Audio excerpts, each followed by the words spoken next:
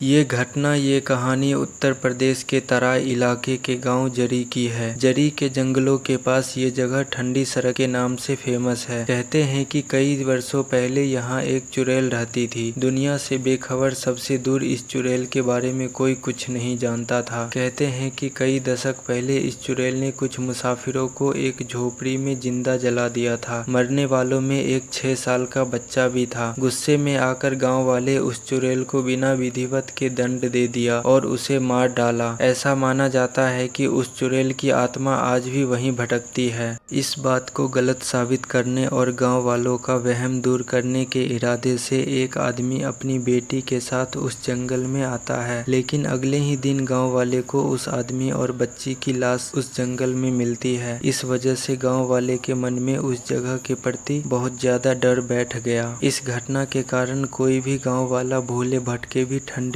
सड़क में पांव नहीं रखता था। इसके कई दशक बाद आर्ट्स पढ़ने वाले कुछ स्टूडेंट ने अपने एक प्रोजेक्ट को लेकर इस ठंडी सड़क में एक रात गुजारने के लिए आया। इसमें एक लड़की कैमरे के सामने बोल रही थी कि वो ठंडी सड़क के बारे में जो कुछ भी सुनी है और इसमें क्या सच्चाई है, इसका पता वो लगा के रहेगी। इसके यहाँ पे इन लोगों के प्रोजेक्ट का जो मेन हीरो है उसका नाम आर्या नागपाल है और इनके ग्रुप का कैमरामैन गौरव गांधी और ये लड़की आर्या के असिस्टेंट है और ये इनके ग्रुप का लैला मजनू मेघा और सनी। आगे की सीन में निधि आर्या से पूछ रही थी कि उस ठंडी सड़क का नाम सुनकर लोग क्यों डरते हैं, क्या सच में यहाँ कोई प्रेत का साया है। तब आर्या अपने ग्रुप को रुदाली का फोटो दिखाता है और बोलता है ये रुदाली एक चुड़ैल थी, इस ठंडी सड़क पे इसका श्राप है। ये लोग पूरी सच्चाई जानने के लिए आज की रात यहीं गुजारने का प्लान करते हैं। इसके बाद ये लोग उठकर ठंडी सड़क की तरफ जाने लगते हैं। आगे चल के गौरव एक आदमी से ठंडी सड़क का रास्ता पूछता है, तब वो आदमी डरकर वहां से भाग जाता है। ये देखकर ग्रुप मेंबर थोड़ा डर जाते हैं, लेकिन फिर भी वो लोग ठंडी सड़क चले जाते हैं। वहां पे उन लोगों को पेड़ पे एक सिंबल बना हुआ दिखता है जो कि शैतान की पहचान है। आगे जाकर मेघा के कंधे पर खून की एक बूंद गिरती है। तब मेघा ऊपर देखती है, तब उसे पेड़ पर एक लड़की लटकती हुई दिखाई देती है। ये देखकर मेघा जोर से चिल्लाती है। तभी ये सब वहाँ से गायब हो जाता है। तब मेघा अपने ग्रुप को ये सब बताती है, लेकिन कोई उसका विश्वास नहीं करता है और सारे लोग उसे उसका वहम बताता है और आगे बढ़ने लगता है। तब आगे जाकर उन्हें उनका पहला स्टॉपेज मिल जाता है। वहाँ पे आर्या हर जगह कैमरा फिट कर देता है। इसके बाद आर्या और निधि इस जगह की छानबीन करने जाता है और गौरव और जॉय दूसरी तरफ जाते हैं और मेघा एंड सनी वहीं पे रुक जाता है। इधर गौरव अपने कैमरा से उस जगह को रिकॉर्ड कर रहा था कि तभी उसे कैमरा में एक परछाई दिखने लगती है और उसे वहाँ पे कोई आवाज सुनाई देता है। दूसरी तरफ आर्या को वो पेड़ मिल जाता है जिसपे रुदाली की लाश लटकाई गई थी। तब निधि उस पेड़ को छू कर देखती है। उसे वो पेड़ बहुत ठंडा महसूस होता है। ये देखकर वो हैरान रहती है। दूसरी तरफ गौरव भागता हुआ जॉय के पास जाता है और बताता है कि कुछ तो है यहाँ पे, इस बार ये दिमाग का वहम मत बोलना। इसके बाद ये दोनों वहाँ से चले जाते हैं। दूसरी तरफ निधि कैमरा में उसी पेड़ को देख रही थी कि तभी पेड़ पे से एक डाली निधि के ऊपर गिरने लगता है। तब आर्या निधि को बचा लेता है। तब निधि आर्या से बोलती है कि ऐसा लगा जैसे यहाँ पे कुछ है, अब ये वहम है या क्या ये नहीं पता मुझे। तब आर्या निधि से बोलता है कि अगर तुम्हें सच में लगता है कि यहाँ पर कुछ है तो हम लोग वापस जा सकते हैं। तब निधि वापस जाने से मना करती है और बोलती है कि हम इस पूरे जगह को एक्सप्लोर करेंगे। इसके बाद वो लोग वहाँ से जाने लगते हैं। तभी हम कैमरा के सामने एक भूतिया बच्चे को देखते हैं। इसके बाद आगे की सीन में गौरव और जॉय को इस बच्चे के पैरों के निशान दिखाई देता है, लेकिन वो दोनों इसको